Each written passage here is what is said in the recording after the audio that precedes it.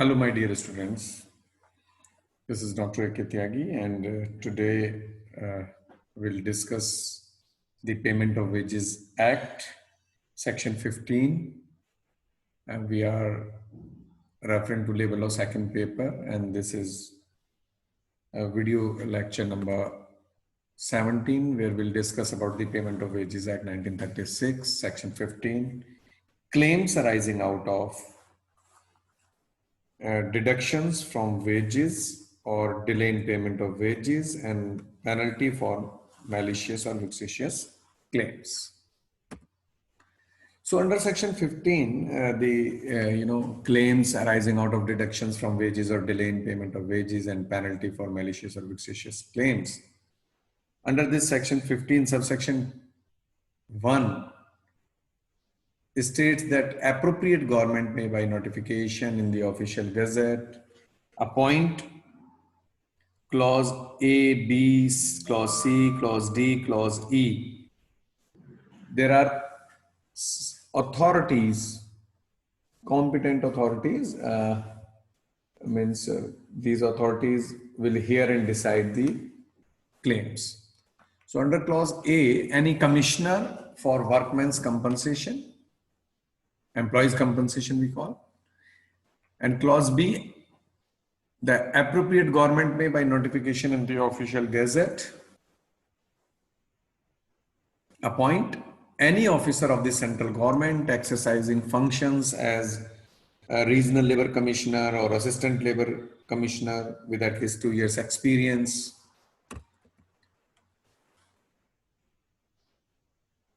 Clause C states that appropriate government by notification in the official gazette appoint any officer of the state government who will be not below the rank of assistant labor commissioner and with at least 2 years of experience. And clause D states that a presiding officer of any labor court or any industrial tribunal constituted under the Industrial Disputes Act 1947 or under any corresponding law relating to the investigation and settlement of industrial disputes in force in the state. So those presiding officers of the labor court industrial tribunal, which means the constituted under the Industrial Dispute Act, right, may also hear these claims. And clause E of this section 15 is subsection 1, clause E states that any other officer with experience as a judge of civil court or a judicial magistrate as the authority to hear and decide for any specified area all claims arising out of deductions from wages or delay in payment of wages of the persons employed or paid in that area, including all matters incidental to such claims. And provided that where the appropriate government consider it necessary so to do, it may appoint more than one authority for any specified area. That appointment may be by general or by special order. And then further the distribution or allocation of work may be done to, under this act, we can say, right? And so this is what the appropriate government may by notification in the official gazette appoint any commissioner for employees compensation, any officer of the central government exercising function as regional labor commissioner, assistant labor commissioner, or any officer of the state government not below the rank of assistant labor commissioner having at least 2 years of experience. All these persons are the competent authorities who can just hear and decide those claims. Presiding officer of any labor court or any industrial tribunal constituted under the Industrial Dispute Act 1947, those officers can also hear and decide those claims. And any other officer with experience of a judge of a civil court or as a judicial magistrate can also hear. Section 15, clause 1, subsection 2 states that where contrary to the provisions of the Act, any deductions has been made from the wages of an employed person or any payment of wages has been delayed, such person himself or through a legal practitioner or any official of a registered trade union authorized in writing to act on behalf of that workman, right? Or any inspector under this Act, right, or any other person who is with the permission of the authority acting, means maybe maybe appointed or may apply to such authority for a direction under subsection 3, that every such application shall be presented within 12 months from the date on which the deductions from the wages was made or from the date on which the payment of the wages was due to be made. So the person himself for those claims or through legal practitioner or through any official of the registered trade union or inspector on behalf of that person, if the situation is such, right, with the permission of the authority, means may apply to such authority for a direction under subsection 3, and such application shall be presented within 12 months from the date on which the deductions from the wages were made or from the date on which the payment of the wages was due to be made, as whatever the case is, right? And no doubt, means if the person is applying after 12 months, still this application may be admitted after the said period of 12 months. But if the applicant satisfied the authority that he had a sufficient reason, sufficient cause that means for not making the application within the stipulated or prescribed time frame. Then if we talk about the section 15, subsection 3, where any application under subsection 2 is entertained, then authority shall hear the applicant and the employer both, and means if there is any other responsible person for the payment of wages under section 3, and an opportunity of being heard will be given to the concerned parties, and then for after further inquiry if it is required, and without prejudice to any other penalty to which the employer or the person is liable under this Act, direct the refund to the employed person of the amount deducted or the payment of the delayed wages together with the payment of such compensation as the authority may think fit, but not exceeding 10 times the amount deducted in the former case and not exceeding 3,000 in the later case. So we can see that, and one more thing, that provided that no claim under this Act shall be disposed of as far as practicable within a period of 3 months from the date of registration of the claims of the authority. And then we talk about section 15, subsection 4.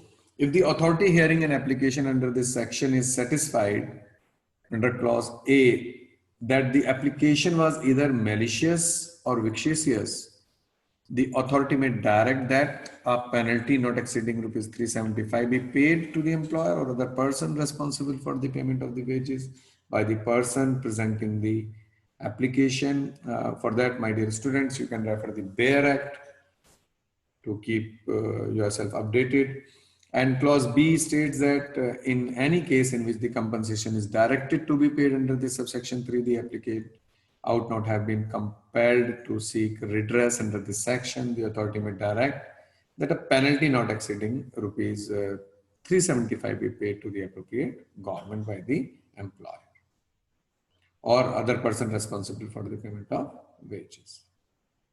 So that subsection 4, clause A, clause B we can refer. And then under section 15, subsection 4A, there where there is any dispute as to the person or persons being the legal representative, then legal representative of employer or of the employed person, the decision of the authority on such dispute shall be the final one. And subsection 4b of this section 15, an inquiry under this section shall be deemed to be a judicial proceeding within the meaning of sections 193 to 19 to 28 and of the Indian Penal Code. And subsection 5 of this section 15 states that any amount directed to be paid under this section may be recovered if the authority is a magistrate, by the authority as if it were a fine imposed by him as a magistrate, and if the authority is not a magistrate, by any magistrate to whom the authority makes application in this behalf as it were a fine imposed by such magistrate. So these are the sections, subsections and clauses given under section 15 regarding claims arising out of deductions from wages or delay in payment of wages, and penalty provisions for the malicious or the vexatious claims. And for this, you can refer a case also, AVD Costa, Divisional Engineer, GIP Railway versus BC Patel, and another. In this case, the respondent was employed as a carpenter on daily wages. In this AVD Costa case, the carpenter was employed as a the respondent was employed as a carpenter on daily wages basis with the railway administration, and the railway administration had introduced a scheme which created a cadre of skilled laborers on the scale of monthly rated pay and admitted only those persons who pass a test. Then the respondent could not pass the test and continue to serve as an employee on daily wages, and later on he filed an application under section 15 subsection 2 of the Payment of Wages Act 1936, as we have referred this section 15 subsection 2.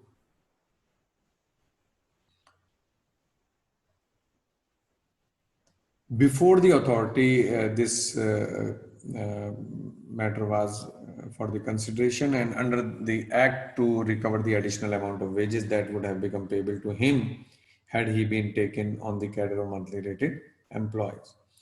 Then in this case of VD Costa, a divisional engineer, the Supreme Court held that if the parties entered into the contract of service, say by correspondence, and the contract is to be determined with reference to the letters that pass between them, it may be open to the authority to decide the controversy and find out what are the terms of the contract with reference to these letters were.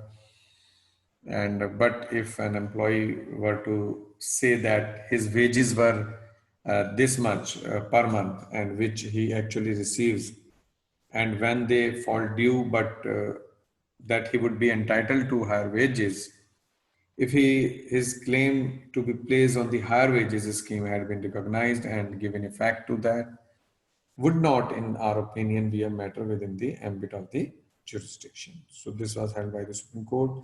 And in other words, the authority has the jurisdiction to decide what actually the terms of the contract between the parties were, and that is to determine the actual wages, but the authority has no jurisdiction to determine the question of potential wages. So in this case, Supreme Court held that if the parties entered into the contract of service by correspondence or by letters, right, it may be open to the authority to decide the controversy and find out what were the terms of the contract. But if an employee were to say that if wages were 100 per month, which he actually received as when they fall due, but he would be entitled for a higher wage, if his claim to be placed on higher wages scheme had been recognized and given effect to, that would not, in our opinion, be a matter within the ambit of jurisdiction. And in other words, the authority has the jurisdiction to decide the terms of the contract between the parties, and that is to determine the actual wages, but the authority has no jurisdiction to determine the question of potential wages, that what should be potentially. So this is an important case, my dear students, you can refer that. So this is all about for today's deliberation. I believe these PPTs will help you. Thank you so much. Go through PAIR Act, go through these slides. Thank you so much. Take care. Bye-bye.